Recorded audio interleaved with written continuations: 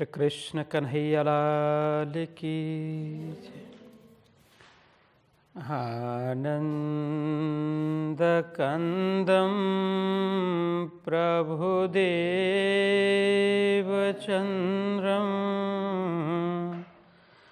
व्रजेशरूपेण पुरापि जातम् प्रविश्य प्राप्तं प्रियप्राणनाथं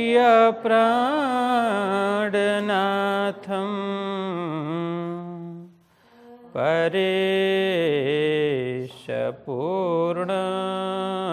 सततं नमामि। ब्रह्मा प्रिया जागरणाय जाता सर्वस्वपाता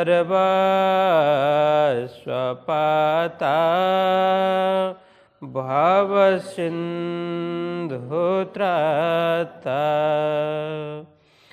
विज्ञानदाता निज धर्मधाता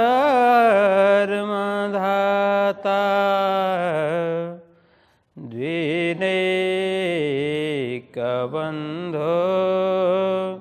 शरणं प्रपद्ये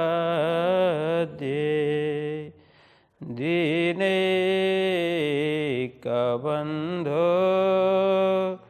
शरणं प्रपद्ये।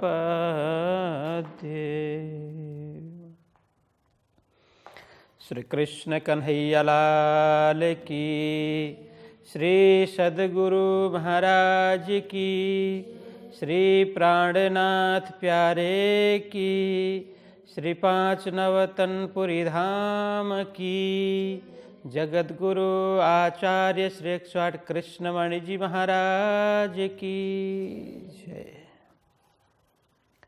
प्रणाम। प्रकरण 14 चौपाई नंबर 10। चौपाई नंबर 10 तक कल चर्चा हुई थी। श्री देवचंद्र जी के आगे आए अर्ज करत मेरे अवगुण मुझको काढ़ देव सब इंद्रियन के।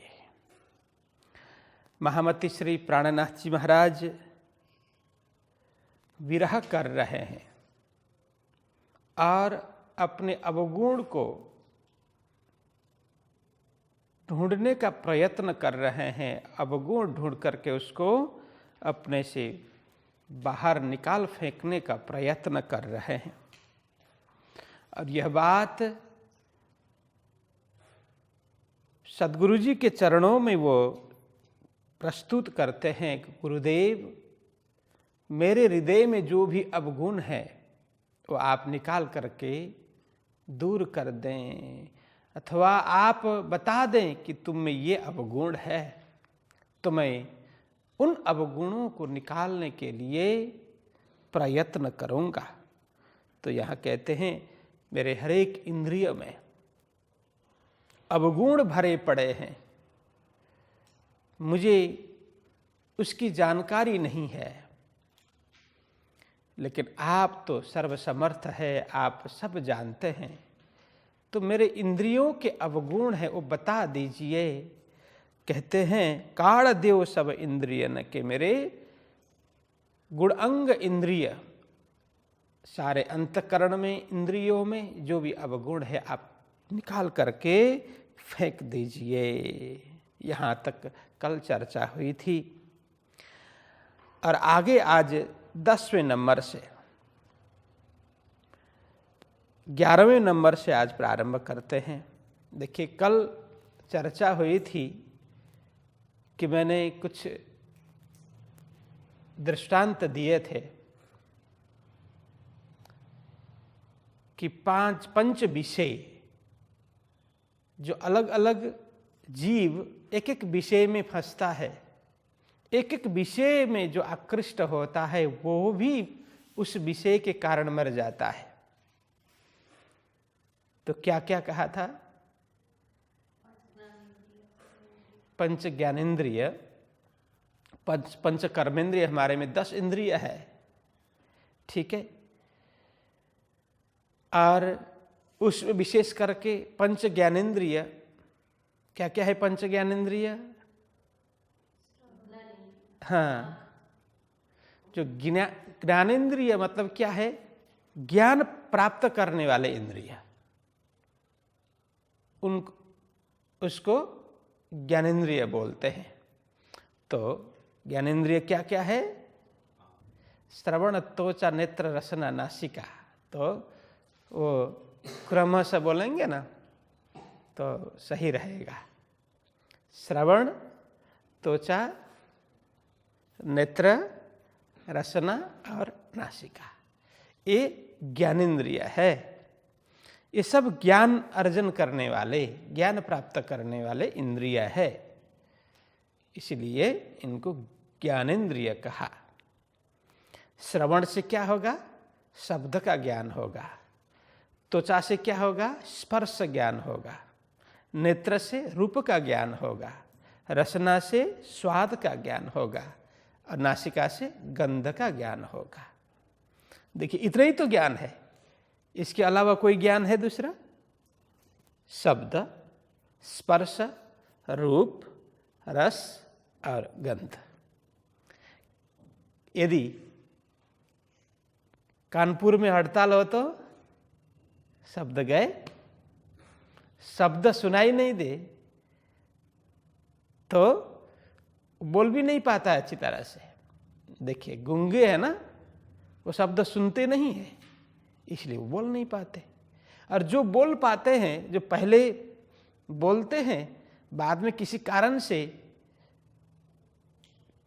कान की जाली फूट जाती है अथवा तो किसी कारण से कान से सुनना बंद होता है, तो फिर उसके बाद में उसकी बोली या तो ऊंची होगी, जो नहीं सुनते ना उसकी बोली ऊंची हो जाती है, क्योंकि सामने वाला किस तरह से बोल रहा है, कितना सुन रहा है, उसको पता नहीं है। और धीरे धीरे शब्द उसके कम हो जाते हैं, क्योंकि सुनना बंद हो गया है ना, शब्द कम हो जाते हैं। विशेष करके वृद्धावस्था में कानपुर में हड़ताल हो जाते हैं, है ना। फिर नागपुर में भी हाँ, कुछ न कुछ गड़बड़ होता है। नाक से गंध का ज्ञान होगा, स्किन से स्पर्श का, ठंडा है, गर्म है, किस प्रकार का है, ये स्किन से ही पता चलता है। और रसना, जीभ से खट्टा है, मीठा है, अम्ला है, तीक्ष्ण है, किस प्रकार का है, सटरस, वो पता चलता है जिह्वा से। नासिका से गंध पता चलता है। तो इसलिए इनको कहा ज्ञानेन्द्रिय। ज्ञान के साथ साथ में इसके विषय है ना, मैंने कल भी बताया। तो ये 5 विषय में विशेष करके 5 जीव फंसते हैं। तो गंध में कहा था क्या फंसता है? भ्रमर। भ्रमर है ना, वो गंध में फंस जाता है। जहां भी सुगंध मिले करते हुए वो पहुंच जाता है और वहां रसास्वादन करने लग जाता है, जिसको संस्कृत में अली कहा। भ्रमर को अली बोलते हैं संस्कृत में। अली, पतंग, मृग, गज, मीन। अली, पतंग, मृग, गज और मीन,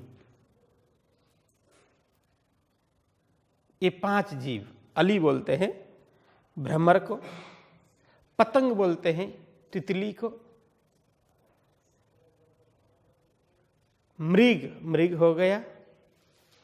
गज हाथी। मीन मछली। कल भी बात हुई थी। अली, वो भ्रमर किस में फंसता है? गंध में। नाक का जो विषय है, नासिका, उसमें भ्रमर फंस जाता है। मीठी मीठी सुगंध मिल जाती है तो जहाँ सुगंध मिल जाती है वहाँ पहुँच जाता है। और उसके लिए कहा है, एक भ्रमर, एक कवि की कल्पना है कि पूर्ण रूप से खिला हुआ कमल है, उसमें रस भरा पड़ा है, सुगंधित, वहाँ से सुगंध निकल रही है। भ्रमर को पता चलता है, फिर वो सुगंध जहाँ है वहाँ आकृष्ट होकर के पहुँच जाता है। वो कमल के बीच में जा कर के रसास्वादन करने लग जाता है, पूरे दिन भर रसास्वादन करता है। और दिन ढलते ढलते जब सूर्य अस्त होता है ना, तब कमल मुरझा जाता है। भ्रमर अंदर फंस गया, कमल के अंदर भ्रमर फंस गया, क्योंकि रसास्वादन कर रहा था नीचे बैठ करके। कमल मुरझाया, पंखुड़ियां सब एक हो गई, फंस गया, रात हो गई। तो अंदर बैठ करके भ्रमर सोचता है, रात्रिर्गमिष्यति भविष्यति सुप्रभातम, भास्वानुदेश्यति हसीष्यति पंकजश्री, इत्थम विचिंतयति कोशगते द्विरेफे। द्विरेफे, वो भी द्विरेफ बोलते हैं उसको, भ्रमर को ही बोलते हैं संस्कृत में। तो वो द्विरेफ है, भ्रमर में वो दो रेफ है ना, इसलिए उसको द्विरेफ है बोलते हैं। तो अंदर बैठ करके क्या सोच रहा है, रात्रिर्गमिष्यति, रात बीत जाएगी, भविष्यति सुप्रभातम, प्रभात हो जाएगा, उजाला हो जाएगा। रात्रिर्गमिष्यति भविष्यति सुप्रभातम, भास्वानुदेश्यति हसीष्यति पंकजश्री। भानु, सूर्य जब उदय होगा तब पंकज, पंक बोलते हैं कीचड़ को, कीचड़ में से जो जन्म लिया है उसको पंकज, पंक ज, जिसने जन्म लिया, कहाँ से, पंक, पंक मतलब कीचड़, ये पंकज। तुम्हारा अर्थ पता है तुम्हें क्या है, कमल। हाँ, वो पंक से, कीचड़ से जो खिलता है, जिसका कीचड़ ही जन्म स्थान है, कीचड़ से जन्मा हुआ पंकज। भास्वानुदेश्यति हसीष्यति पंकजश्री, जब सूर्य उदय होगा तो पंकज खिलेगा, हंसेगा। हसीष्यति मतलब पंकज हंसेगा, खिलेगा। इत्थम विचिंतयति कोशगते द्विरेफे, ऐसा अंदर बैठ करके ऐसा विचार करता है।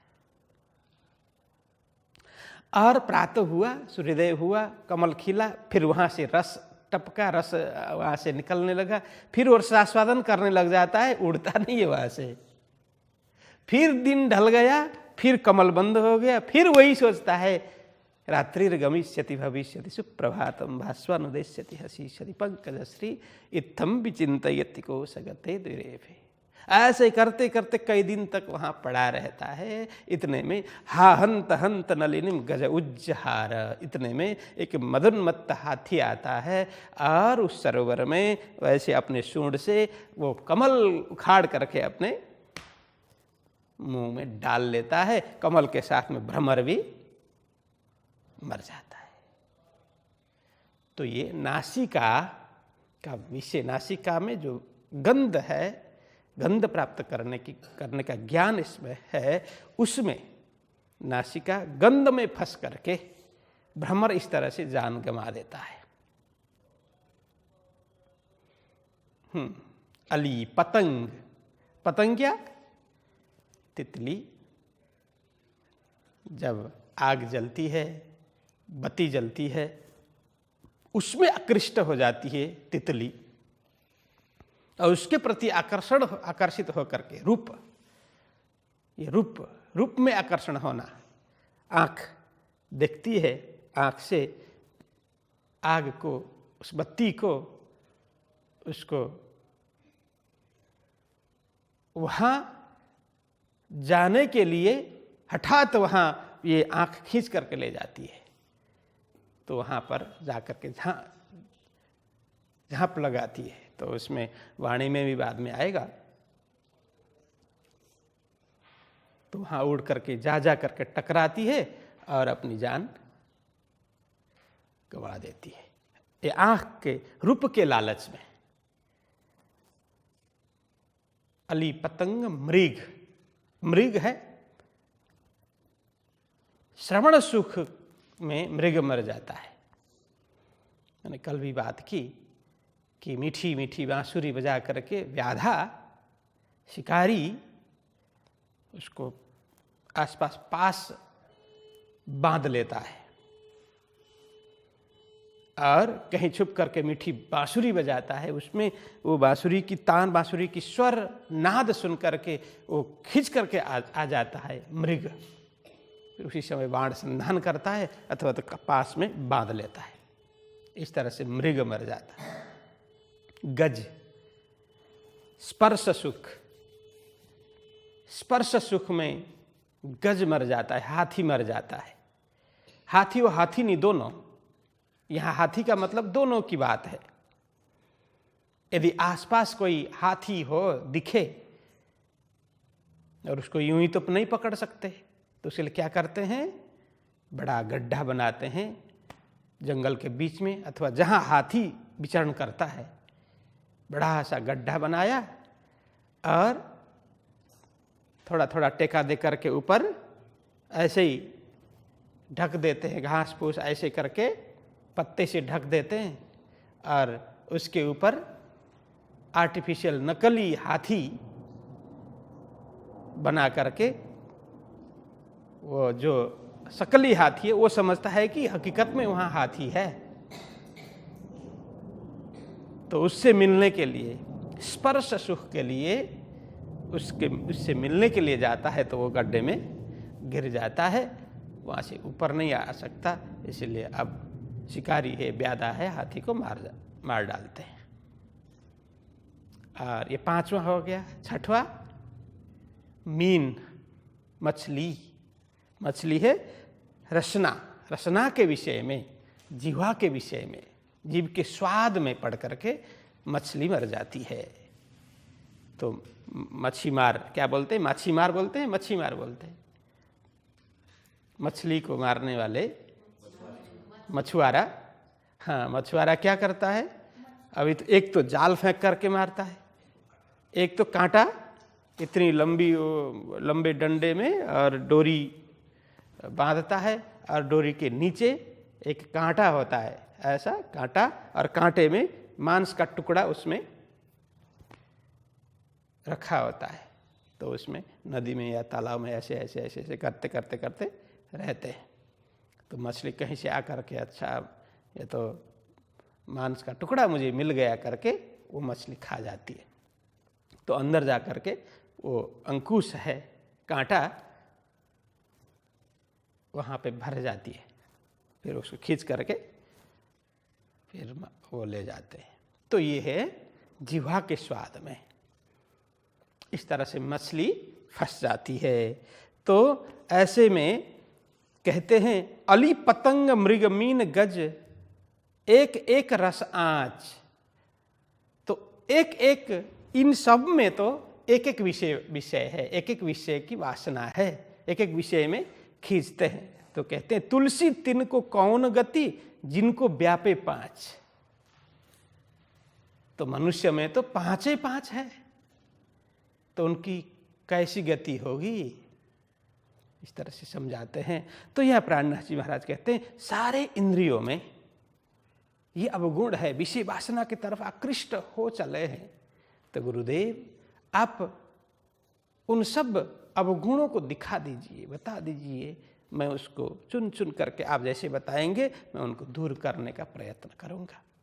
तब देते उत्तर तुम में नहीं कोई अवगुण, तू निर्मल आत्मधाम की इंद्रावती उत्पन्न। सदगुरु जी आप कहते हैं तब देते उत्तर, उत्तर देते हैं क्या, तुम में नहीं कोई अवगुण है महाराज, तुम में कोई अवगुण नहीं है। देखो अवगुण जिसमें है वो तो अवगुण ढूंढने का काम ही नहीं करता है। गुणी व्यक्ति है कि कहीं मेरे अंदर कहीं अवगुण ना आ जाए, एकाध भी अवगुण हो तो वो बेचैन हो जाता है, कहाँ से आया, किस तरह से आया, मैं उसको फिर दूर कर ही डालूं। अवगुणी व्यक्ति है वो तो उसी में रमण कर जाता है, वो उसी में खुश रहता है। इसलिए यहां बोलते हैं तुम में कोई अवगुण नहीं है। तो यह बोलते हैं तू निर्मल आत्म धाम की, तुम तो अति निर्मल, मल रहित, विमल, स्वच्छ पवित्र आत्मा हो। कहाँ की? धाम की, परम धाम की निर्मल आत्मा हो।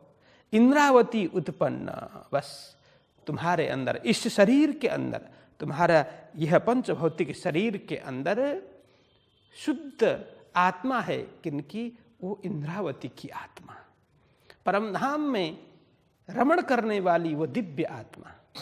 जैसे मान सरोवर में हंस रमण करते हैं, ऐसे परमधाम में परमहंस रमण करते हैं। वहाँ के परमहंस ऐसे इंद्रावती स्वरूप ही आपके इस पंचभौतिक शरीर के अंदर खेल देखने के लिए रमण कर रही है। इसलिए आप में कोई अवगुण नहीं है। यह कहते हैं इंद्रावती उत्पन्न, मतलब इंद्रावती ही प्रकट हो गई है तुम्हारे इस शरीर के अंदर, ये भाव है। फिर अपने दिल में करते यह विचार, श्री धाम धनी यूं कहते हैं मोहे चलना इन पर। जब सदगुरु जी ने ऐसी बात कही कि तुम में कोई भी अवगुण नहीं है, तुम तो बहुत पवित्र आत्मा हो, इंद्रावती ही तुम्हारे अंदर है, इसलिए तुम चिंता मत करो। तो वो विचार करते हैं, फिर अपने दिल में, पुनः अपने दिल में विचार करते हैं, क्या सदगुरु जी जो कह रहे हैं मैं वैसा हूं? देखिए, कोई यहां तो सदगुरु जी की बात है। संसार में तो क्या होता है, लोग कह देते हैं एक, होता है एक, सम्मुख हो तो वर्णन कर देते हैं, पीछे हो तो अवगुण वर्णन करने लग जाते हैं। इसीलिए संसार के किसी भी मनुष्य का विषय करना ठीक नहीं है। यहां तो अपनी जरूरत के आधार पर आगे ठीक बोल देंगे, पीछे गलत बोलेंगे। लेकिन यहां प्राणनाथ जी महाराज उस हिसाब से तौल नहीं रहे हैं। वे सोचते हैं कि सदगुरु जी तो कभी यूं ही ऐसी बात नहीं करते। सदगुरु जी ने जो कहा वो है ही, होगा। लेकिन क्या सदगुरु जी के कहे अनुरूप मेरा जीवन है क्या? तो अपने जीवन में देखने लग जाते हैं, अपने अंदर झांकने लग जाते हैं, अपने अंदर प्रवेश करते हैं, एक एक वस्तु देखने लग जाते हैं। फिर अपने दिल में करते यह विचार, और श्री धाम धनी यूं कहते हैं मोहे चलना इन पर। देखिए, धाम धनी क्या कहते हैं? तुम निर्मल आत्मा हो, इंद्रावती की आत्मा हो, परमधाम में रमण करने वाली वो दिव्य आत्मा हो, तुम में कोई अवगुण नहीं है, ऐसा सदगुरु जी का कहना है। तो क्या मैं सचमुच ऐसा हूं? क्या सचमुच मेरा जीवन उसी प्रकार का है? इतनी पवित्रता मेरे में है, इतनी शुद्धता मेरे में है क्या? ये विचार करते हैं, स्वयं के अंदर देखते हैं और सोचते हैं कि जो भी हो सदगुरु जी ने कहा है तो मेरा जीवन उसी प्रकार का होना चाहिए। यदि हम परमधाम की सखियां हैं, परमधाम मतलब वो सर्वोत्कृष्ट धाम, उससे उत्कृष्ट, उससे विशिष्ट, उससे ऊपर कोई धाम ही नहीं है। सबसे श्रेष्ठ, सबसे श्रेष्ठ धाम, और वहां रहने वाली आत्मा सबसे श्रेष्ठ है। पूर्ण ब्रह्म परमात्मा की आत्मा वो सबसे श्रेष्ठ है। श्रेष्ठ है तो हमारा व्यवहार भी तो सबसे श्रेष्ठ होना चाहिए, हमारी वाणी भी तो उसी प्रकार की श्रेष्ठ वाणी होनी चाहिए, हमारी सोच उसी प्रकार की होनी चाहिए। और राजा का पुत्र हो और राजपुत्र की तरह आचरण न हो तो कैसे चलेगा? सम्राट का पुत्र है तो सम्राट की तरह सोच, सम्राट की तरह व्यवहार हो, तभी कहा जाएगा सम्राट पुत्र। तो धामधनी श्री राज जी तो सम्राट है, सम्राटों के सम्राट, उनसे बड़े सम्राट कौन हो सकता है?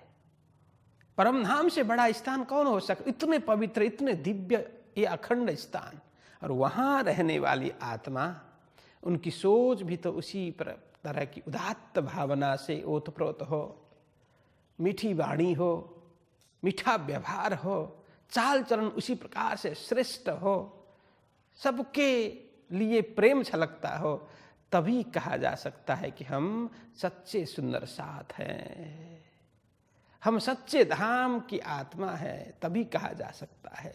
तो यहाँ प्राणनाथ जी महाराज यही कहते हैं, सदगुरु जी ने कहा तुम इतनी श्रेष्ठ हो, पवित्र हो, निर्मल हो, शुद्ध हो, तुम में कोई अवगुण नहीं है, गुणों का भंडार हो, तो मुझे उसी प्रकार से मेरा जीवन बनाना है, उसी प्रकार से मुझे चलना है, उसी प्रकार से बोलना है, उसी प्रकार की रहनी करनी सब मेरे उसी प्रकार की हो, तब ही सदगुरु जी की वाणी सार्थक होगी।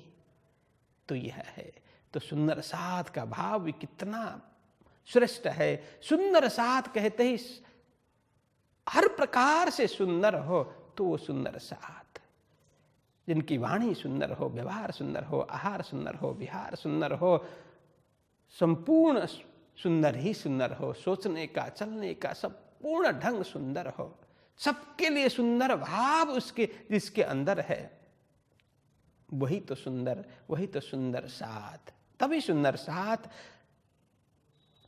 हम बन पाएंगे। तो यहाँ पर वही कहा कि प्राणनाथ जी महाराज यही बोलते हैं, मोहे चलना इन पर। सदगुरु जी जैसा कहते हैं उन पर, सदगुरु जी की वाणी के आधार पर, सदगुरु जी जो बता रहे हैं उन पर मुझे चल करके बताना है, ये भाव है। सुनत श्री मुख चर्चा श्री देवचंद्र जी की, जब चर्चा की चर्चा करत साथ आगे सब। अब यहां देखिए, सुनत श्रीमुख चर्चा, श्रीमुख मतलब धामधनी के श्रीमुख से, साक्षात धामधनी स्वरूप सदगुरु धनी श्री देवचंद्र जी महाराज के श्रीमुख से चर्चा सुनते हैं। श्री देवचंद्र जी की जब चर्चा की चर्चा करत साथ आगे, तब बस प्रातःकालीन समय में आते हैं अपने निवास मेड़ी मंदिर से, फिर यहाँ आकर के नौतनपुरी धाम में आकर के सभी सुंदर साथ से मिलजुल करते हैं, प्रेम प्रणाम हो गया, सदगुरु जी के चरणों में बैठ करके चर्चा श्रवण करते हैं। बहुत निष्ठापूर्वक, प्रेम पूर्वक, श्रद्धा पूर्वक एक एक वचन ग्रहण कर लेते हैं। प्राणनाथ जी महाराज सदगुरु जी के द्वारा उनके मुखारविंद से निश्रित वाणी को, वचनों को एक एक हृदयंगम कर लेते हैं। और चर्चा की चर्चा, जब सदगुरु जी चर्चा पूरी कर लेते हैं, उसके बाद में क्या करते हैं, चर्चा की चर्चा करते हैं। फिर सुंदर साथ को एकत्रित करके, जिनका समय कार्य के लिए हो गया, किसी को जाना है घर में तो निकल जाते हैं, तो कोई सुंदर साथ होता है कि और अधिक चर्चा हमें मिले। तो सदगुरु जी ने जो गूढ़ रहस्य की बात की है, कतिपय बात, कितनी बात यदि नहीं समझी हो तो फिर प्राणनाथ जी महाराज से पूछते हैं। फिर प्राणनाथ जी महाराज बैठ करके चर्चा की चर्चा करते हैं। जो सदगुरु जी ने जो चर्चा की है उसका फिर व्याख्या करके सदगुरु जी भाव बताते हैं, और उस भाव की व्याख्या करके प्राणनाथ जी महाराज सुंदर साथ को समझाते हैं। चर्चा की चर्चा करत साथ आगे, सुंदर साथ के आगे सदगुरु जी द्वारा जो चर्चा हुई है उसकी चर्चा पुनः चर्चा करके वो समझाते हैं। वचन वर्णन करत हैं, लेत हैं अपने सिर, ए मोको कहत है मोहे चलना इन पर। यहाँ कहते हैं वचन वर्णन करत हैं, सदगुरु जी के द्वारा जो निश्रित वचन है उनको एक एक शब्द पकड़ करके एक एक भाव फिर वो वर्णन करते हुए जाते हैं। और यहाँ कहते हैं लेते हैं अपने सिर। देखिए, जो भी वहाँ पर सदगुरु जी कभी कभी खंडनी की बात कर दे, कभी इस प्रकार से किसी को इनडायरेक्टली समझाना हो, तो इस प्रकार के वचन बोल दे, इस प्रकार की वाणी बोल दे, तो प्राणनाथ जी महाराज सोचते हैं मेरे लिए बोला है, मेरे लिए कहा है, मुझे हृदय को शुद्ध बनाना है। सदगुरु जी वो मेरे लिए बोल रहे हैं, मुझे सीधा नहीं बोल रहे हैं, और वास्तव में मेरे कल्याण के लिए ही वो बोलते, अपने सिर पर ले लेते हैं। और हम होते तो क्या करते, सदगुरु जी ने किसी की प्रशंसा की है तो हम समझ जाते हैं कि हाँ मेरी प्रशंसा होगी, और किसी कटाक्ष कर किया हो तो हाँ दूसरे के लिए, ऐसा समझ लेते हैं। लेकिन प्राणनाथ जी महाराज समझते हैं वो मेरे लिए है, क्योंकि वो मुझे अधिक प्रेम करते हैं ना, अधिक स्नेह करते हैं, ऐसा समझते हैं। तो अपने सिर पर ले लेते हैं, लेता है अपने सिर पर, बस अपने सिर पर वो सारा ले लेते हैं। ये मोको कहते हैं मोहे चलना इन पर। सदगुरु जी क्या बोलते हैं, देखो तुम धाम की सखी हो, राज्य की अंगना हो, परम धाम में विलास करने वाली, रमण करने वाली दिव्य आत्मा हो, दिव्य आत्मा हो और निकृष्ट कार्य करोगे तो दिव्य आत्मा किस तरह से कहलाओगे। लोग बड़े कब होते हैं, जो बड़ी सोचते हैं, बड़ा करते हैं। बड़ा करते हैं मतलब क्या, सबके लिए सोच करके, केवल अपना सोच करके नहीं, अपने लिए नहीं, सबके लिए सोच करके कोई कार्य करते हैं तो बड़ा कार्य है। तो दिव्य आत्मा है, बड़े लोग हैं, वो बड़ा ही कार्य करते हैं। बड़ी बड़ी मतलब ऊंची सोच रखते हैं, केवल वाणी बड़ी नहीं, बोलना बड़ी, बड़े बड़े शब्द बोल देना, बड़ी बड़ी बात करना, यह नहीं है। सोच बड़ी हो और सोच के अनुरूप व्यवहार हो, सोच के अनुरूप वाणी हो, वाणी के अनुरूप व्यवहार हो, ये बड़े लोगों की निशानी है। तो यहां क्या कहते हैं, ये मोह को कहते, सदगुरु जी जो कहते हैं कि तुम धाम की सखी हो, तुम्हें इस तरह से चलना चाहिए, तुम दिव्य हो, तुम अखंड हो, और संसार को प्रेम देना चाहिए। संसार में प्रेम नाम की कोई वस्तु नहीं है, ब्रह्म सृष्टि में प्रेम है, और प्रेम सबको समझाने का, प्रेम देने का कार्य ब्रह्म सृष्टि का है। इतनी ऊंची ऊंची बात जब सदगुरु जी करते हैं, वो मेरे लिए बोल रहे हैं, ये मुझे पालन करना है, 100% पालन मुझे ही करना है।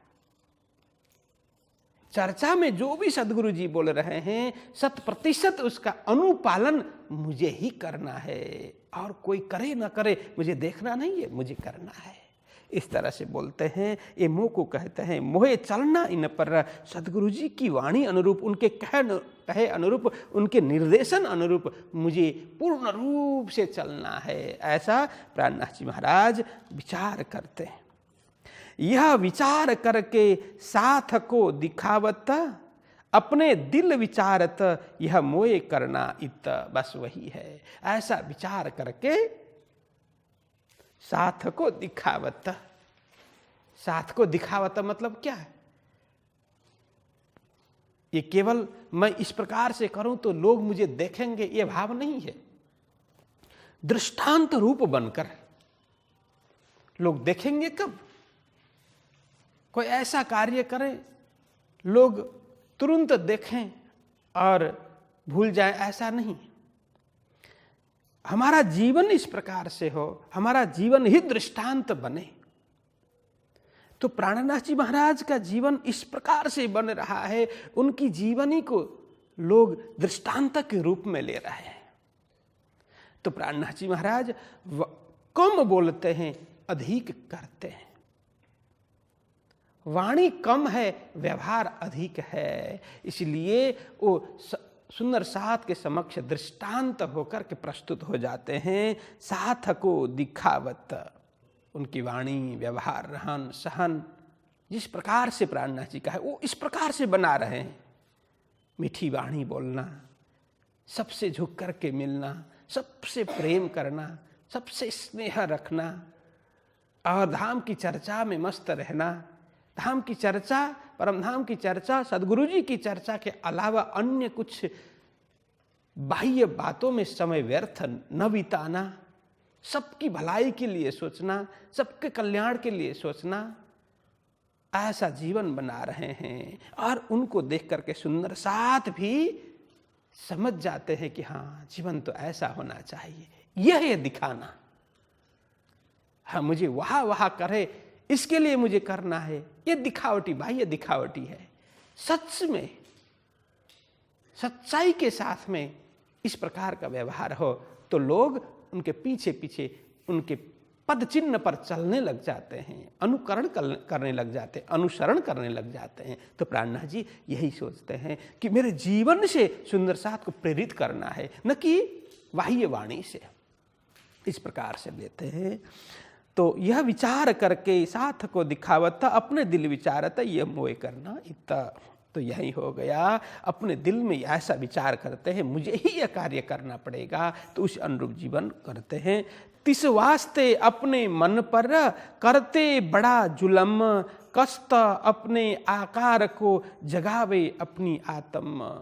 तो हम धाम की सखियां हैं, धाम की आत्मा है, तो हमें परम धाम के दर्शन होना चाहिए। तो कैसे नहीं होगा? हमारे में अवगुण है ना, एक एक अवगुण को चुन चुन करके हम बाहर फेंकेंगे तो हमारा हृदय निर्मल होने लगेगा, हृदय शुद्ध होने लगेगा। जब पवित्र हृदय होगा तभी तो हम बोल पाएंगे। और राजी बोलेंगे क्या? अरस तुम्हारा मेरा दिल है। हम बोल पाएंगे राजी को, मेरा आपका अर्श मतलब परम धाम है, राजी मेरा दिल है, आपका परम धाम मेरा दिल है। कब बोल पाएंगे? जब पवित्र होगा, शुद्ध होगा, विशुद्ध होगा, निर्मल होगा, तभी ना। तो प्राणनाथ जी महाराज ऐसा सोचते हैं, मेरे हृदय में जो भी अवगुण है वो धीरे धीरे धीरे मैं उसको दूर करता जाऊंगा, अंधेरे को दूर करता जाऊंगा। अंधेरा छटेगा, फिर प्रकाश खिलेगा, प्रकाश खिलते ही मुझे राज्य के दिव्य दर्शन हो जाएंगे। ज्ञान रूपी जब सूर्य उदय होगा तो वहां राज्य के दर्शन के लिए कभी विलंब नहीं होगा। भक्ति रूपी प्रकाश, भक्ति रूपी जब आभा फैलेगी तब वहाँ राज्य प्रकट होंगे, दर्शन होंगे, विलंब नहीं होगा। इसीलिए यहाँ कहते तिस वास्ते अपने मन पर, अपने मन पर। ये मन है ना, मन तो कुत्ता है, शास्त्रों में कहा है मन कुत्ता है। मन कुत्ता दर दर फिरे। ये मन है ना, एक तो बंदर भी कहा है, कुत्ता भी कहा है। मन बंदर है, एक डाली से दूसरे डाली में, दूसरे तीसरे में, तीसरे चौथे में, कहीं टिकता ही नहीं है। बंदर कहीं टिकता है?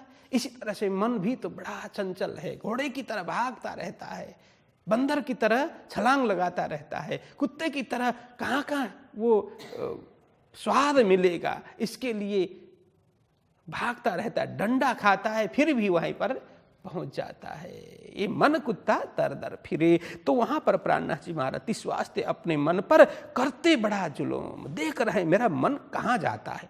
वो कौन देख रहा है? आत्मभाव से देख रहे हैं। अरे तू मन कहाँ जा रहा है, मैं देखूंगा। साक्षी भाव से देखेंगे। हम है मन के पीछे पीछे दौड़ रहे हैं, लेकिन प्राणनाथ जी महाराज मन को देख रहे हैं तो क्या करता है मैं देखूंगा। साक्षी भाव से डंडा लेकर के बैठते हैं।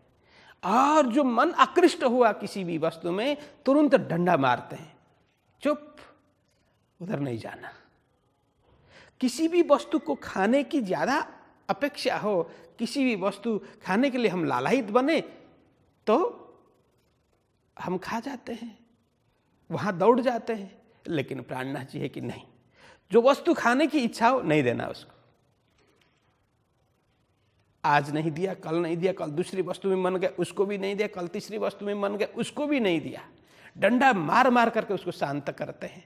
ये कहा करते बड़ा जुल्म करते हैं मन के ऊपर, ऐसे लगाम लगाते हैं, मन को स्वतंत्र नहीं छोड़ते।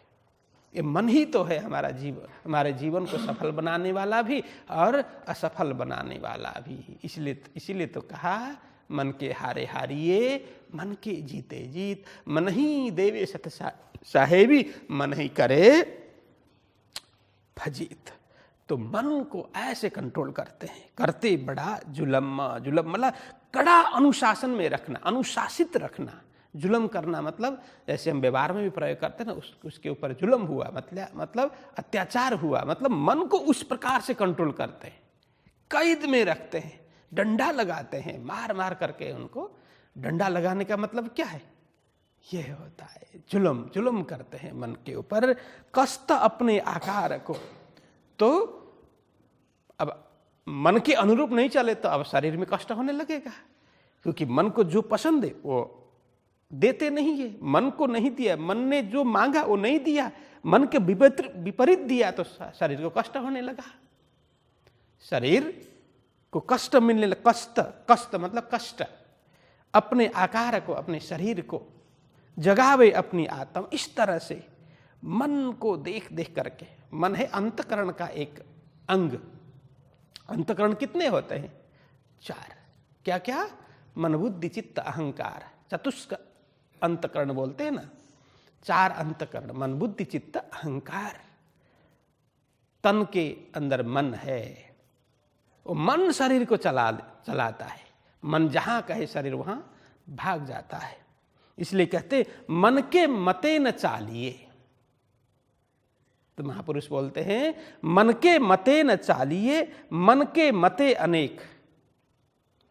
मन के तो अलग अलग मत है, कहां कहां दौड़ाता है, कहां कहां भगाता है ना। तो जो मन पर असवार है सो साधु कोई एक। साधु कौन होगा? हम क्या कर रहे हैं? मन के मत पे, मन जैसा कहे उसी प्रकार से चल रहे हैं। क्या कर रहे हैं? मन अपने कंधे में डाल करके, मन तो ऊपर बैठा हुआ है और डंडा लेकर के बैठा है मन। इधर चल, उधर चल, उधर चल बोलेगा मन, हम उसी तरह से चल रहे हैं। लेकिन साधु वह है, एकाध ऐसा साधु होगा जो मन को अपना असवार बना है, मन के ऊपर बैठा है डंडा लेकर के। जैसे घोड़ा है, घोड़ा के ऊपर हम बैठेंगे चाबुक लेकर के, लगाम अपने हाथ में है, तो हम जहां चाहें वहां घोड़ा ले जा सकते हैं। तो इसी तरह से मन को घोड़ा बना करके, चाबुक हाथ में लेकर के, डंडा लगा लगा करके हम जहां चाहें वहां चला सकते हैं। तब हम साधु है, तब सुंदर साथ है। लेकिन मन के गुलाम हो गए। मन ने कहा इधर चलो, चल दिया। मन ने कहा इधर चलो, चलिए। नहीं, मन ने कहा आज मंदिर नहीं जाना है, मन ने बोला नहीं जाना है, गुलाम हो गए। नहीं, आज क्लास में नहीं जाना है हमें, मन ने बोला, गुलाम हो गए। चलो कोई बात नहीं, आलस आया, आज नहीं गए, है ना। ये मन के गुलाम होने की बात है। लेकिन साधु का वो लक्षण है, वो मन को गुलाम बनाए, मन के गुलाम नहीं। तो इस तरह से यहां बोलते हैं जगावे अपनी आत्मा। बस एक एक वस्तु पे ध्यान दे करके मन कहाँ जाता है, किस तरह से जाता है, कितना आकृष्ट होता है किस विषय पर, वो देखते हैं। देखिए, मन कभी भी विषय से भरने वाला नहीं है, कभी नहीं भरने वाला। जितने विषय भोग करेंगे थोड़ी देर के लिए वो शांत होगा, फिर बाद में हम उसी तरह समझ सकते हैं। देखिए, एक एक जैसे पंच ज्ञानेंद्रिय की बात है ना, वो विषय उनके इतने हैं कि हम जितना भी दें कभी भी वो संतुष्ट नहीं होंगे। मन ही ऐसा है, पागल, बिल्कुल ही वो असंतोषी है, कभी संतोष उसमें मिलता नहीं है। आज हमें लगेगा कि कोई मिठाई हो, खीर हो, कोई भी वस्तु हो, हमें जो पसंदीदा है वो हम खाते जाए, खाते जाए, खाते जाए, और खूब खाया और पिरसने वाले और दे तो फिर मना करने लग जाते, बस हो गया। ऐसा लगता है उस समय कि बस अब ये जीवन भर ये मैं नहीं खाऊंगा, अब हो गया, बहुत हो गया। खा खा करके कितना खाएगा। पहले खाने की जो लालच होती है, पेट भर गया, फिर भी किसी ने कहा मेरी ओर से थोड़ा खा लो ना, चलो ठीक है, थोड़ा खा लिया। फिर दूसरा आकर के बोलता है, किसी के घर में हम जाते हैं भोजन करने के लिए, सुंदर साथ का भाव होता है, बोलते हैं मेरी ओर से। फिर दूसरे आकर के मेरी ओर से, फिर वहाँ रसोई बनाने वाली बहन आ जाती है, मैंने बनाया, मेरी ओर से तो खाया ही नहीं आपने, फिर खिलाती है। फिर दूसरी भी, मैंने तो ये बनाई थी, मिठाई मैंने बनाई थी, एक मिठाई तो और खा लो। करते करते फिर बहुत ज़्यादा हो जाता है। फिर मन में सोचता है कि अब तो वो ज़्यादा खाएं तो जो अंदर डाला हुआ है वो बाहर निकल जाएगा, है ना, वॉमिटिंग होगी, ऐसा लगने लग जाता है। फिर भी कोई खिला दे, तब हम सोचते हैं कि बाबा अब ये चीज़ मैं जीवन भर नहीं खाऊंगा। लेकिन 2-4 घंटे के बाद फिर खाने का मन हो जाता है ना। फिर दूसरे दिन मिले तो फिर खाते हैं। ऐसे विषय भोग भी ऐसा ही है कि विषय भोग करके, भोगते हुए अथवा भोगने के बाद ऐसा लगेगा कि अब नहीं भोगा जाएगा, फिर से वो मन हो जाता है। तो क्या करें?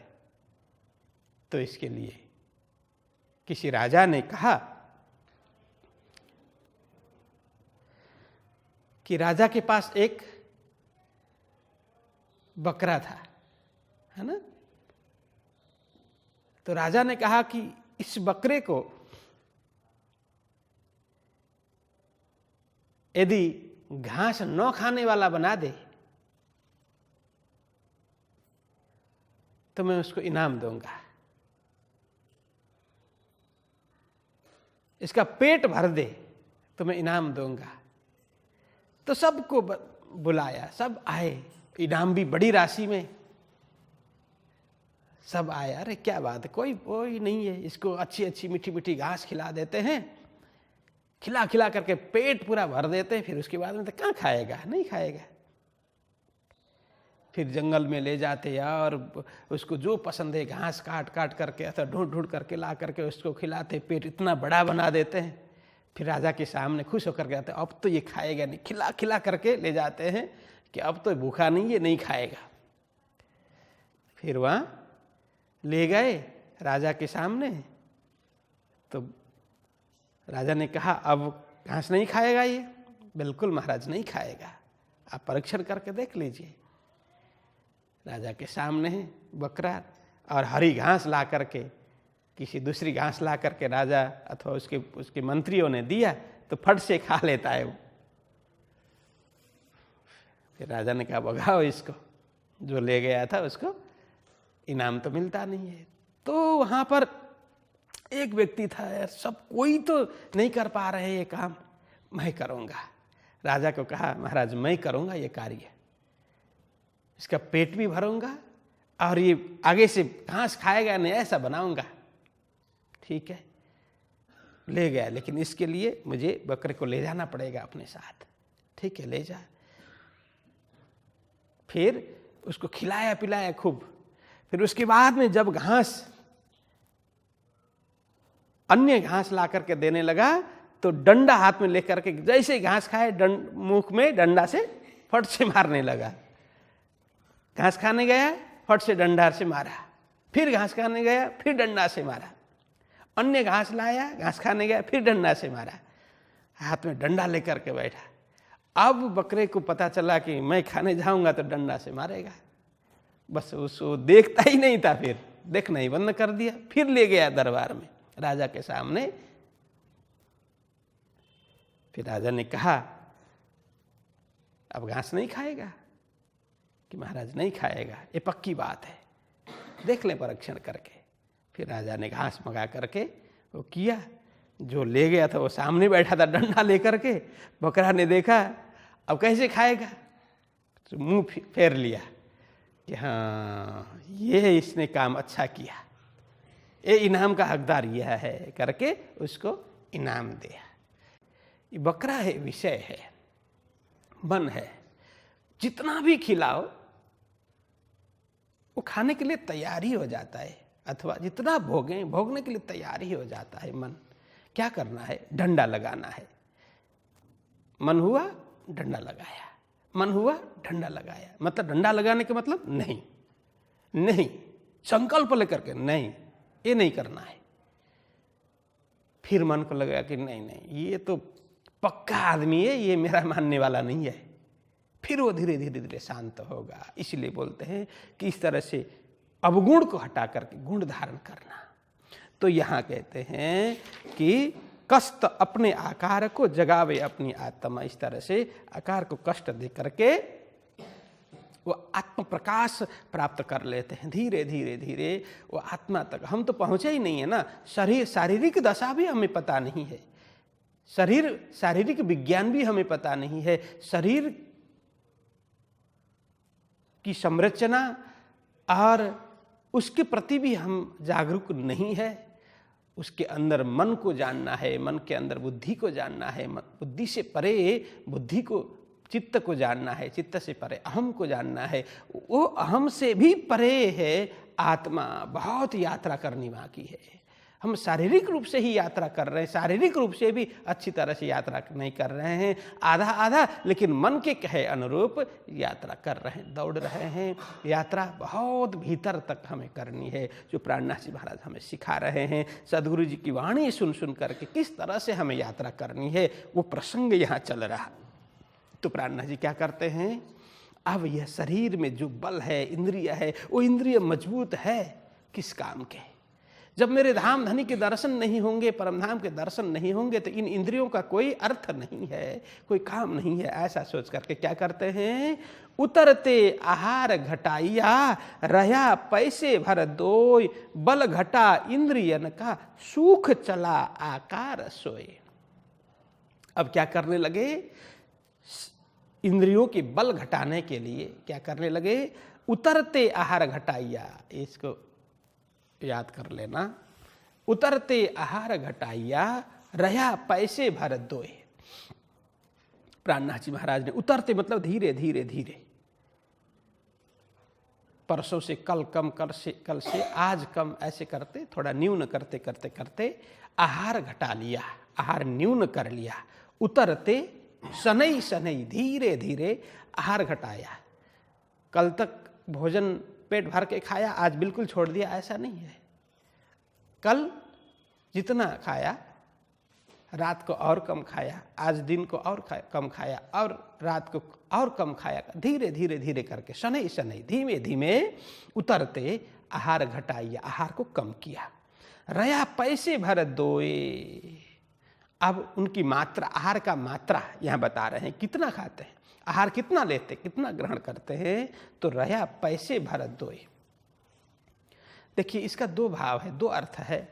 2 पैसे का मतलब कई विद्वान बोलते हैं कि उस समय तो अभी की तरह जो कॉइन्स है हल्की नहीं होती, भारी कॉइन्स होती थी। अभी की तरह नोट भी होती नहीं थी, वजनदार पैसे होते थे। बोलते उसके बीच में छेद होता था और उसको रस्सी में वो करके, जैसे माला की तरह वो करके, फिर कहीं ले जाना हो तो उठा करके ऐसे ले जाते थे। हमने भी पुराने ऐसे कॉइन्स दिखे हैं जो बीच में छेद है, तो उसमें वो साकल डाल करके करने का सिकरी की तरह। तो ऐसे पैसे होते थे। तो 2 पैसे भी ठीक ठाक वजन होता था उसका।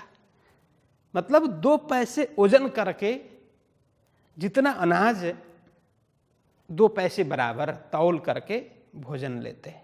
एक तो ये अर्थ विद्वान करते हैं, और दूसरा अर्थ युक्ति संगत लगता है मुझे व्यक्तिगत रूप से। अब यह परंपरा जो चली है, मैं दोनों ही बात कर रहा हूं। एक परंपरा है वो तौल करके खाना, 2 पैसे बराबर, एक तरफ 2 पैसा रखा, एक तरफ अनाज रखे, तो बराबर तौल हुआ, उस जितना तौल हुआ वही भोजन बनाते थे, वही पाते थे। दूसरी परंपरा क्या है, 2 पैसे बराबर मतलब जिसका कोई कीमत नहीं है। जैसे हम बोलते हैं ना, वो तो 2 कौड़ी का आदमी है, मतलब भोजन नाम मात्र का है।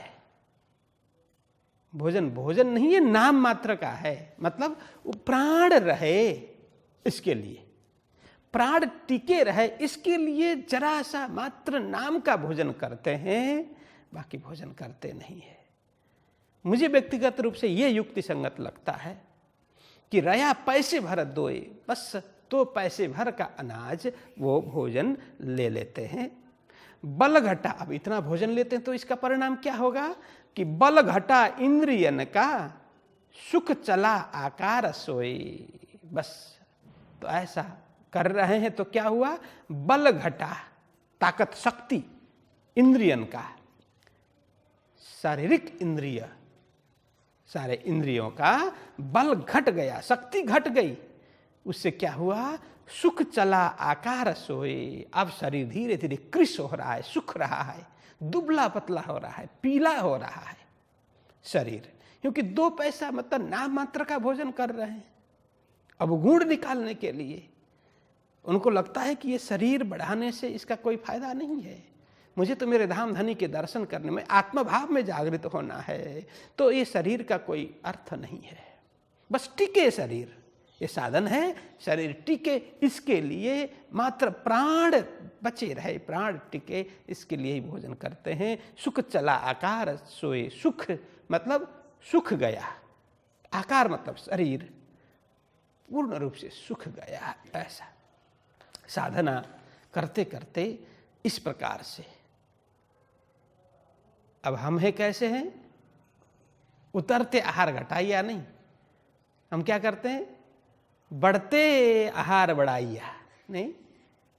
हमारी दशा है बढ़ते आहार बढ़ाइया, रया पैसे भर दोए नहीं, रया किलो भर दोए 2-2 किलो भोजन कर लेते हैं।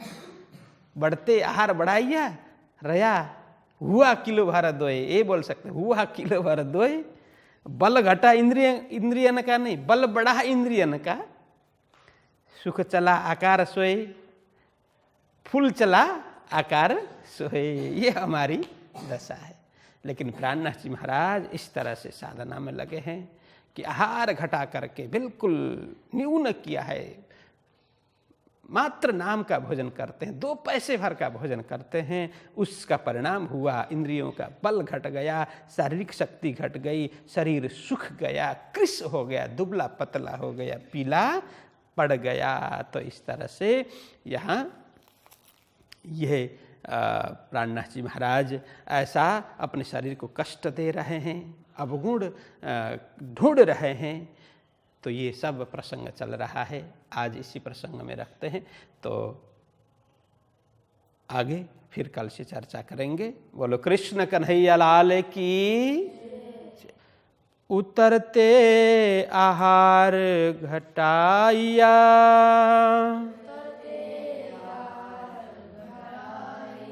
रहा पैसे भर दोए,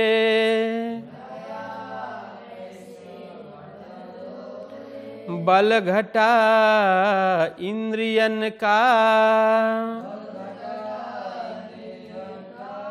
सुख चला आकार सोए, सुख चला आकार सोए। बोलिए कृष्ण कन्हैया लाल की, श्री सद्गुरु महाराज की, श्री प्राणनाथ प्यारे की जय। प्रणाम।